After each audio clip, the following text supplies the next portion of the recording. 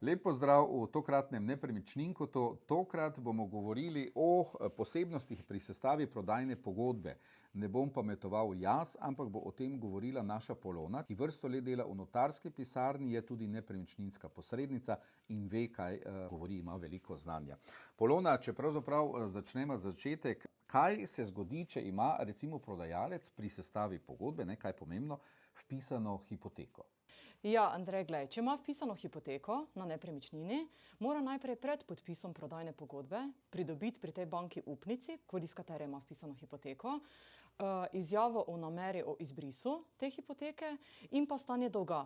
To pomeni tudi, da v prodajni pogodbi se mora potem pri kupnini napisati, torej ta del kupnine, ki gre za poplačilo hipoteke, mora biti posebej razporejen v predelu za kupnino. Torej, tisti del, ki se poplača banki upnici in potem preostanek, ki ostane za prodajalca.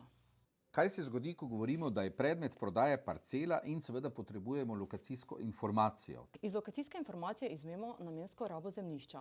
Ali je zemljišče kmetijsko, ali je stavbno, ali pač kakršna druga namenska raba. Če je kmetijsko zemljišče, je torej poseben postopek po zakonu o kmetijskih zemljiščih. Pomembno je tudi zato, ker iz lokacijske informacije izvemo tudi, če so kakšni začasni ukrepi, če je kakšna predkupna pravica občine, če je kako zavarovano območje. Torej potem potrebujemo pač od teh pristojnih organov tudi soglasja oziroma izjave, da se lahko pač potem sklene pravni posel in da se lahko kupec seveda tudi vknjiži v zemljiško knjigo. Ker če nimamo teh soglasij, ki so potrebne, ali izjave o predkupni pravici, se kupec ne bo mogel vknjižiti v zemljiško knjigo in bo to predstavlja kar neko težavo, zagotovo. Kakšen pa je primer, Polona, recimo, da stavba, ki leži na parceli in je predmet prodaje, nima gradbene dokumentacije? Ja, Andrej, najprej ne priporočam sicer nakupa črne gradnje. Če se že to zgodi, da vseeno se kupec odloči za takšen nakup, najprej seveda o tem mora biti vsekakor seznanjen. In ko je seznanjen, pa se s tem soglaša, potem je to potrebno tudi vpisati v pogodbo. Da je torej seznanjen s tem, da je to črna gradnja, nima dokumentacije in da bo mogel torej na lastne stroške urediti legalizacijo, mogel se bo tudi pozanimati, ali je sploh legalizacija mogoča. To je že riziko, ki ga mora kupec sam tudi prevzeti. In kaj storiti v primeru, torej v pogodbi seveda, ko govorimo, da je kupec tujec?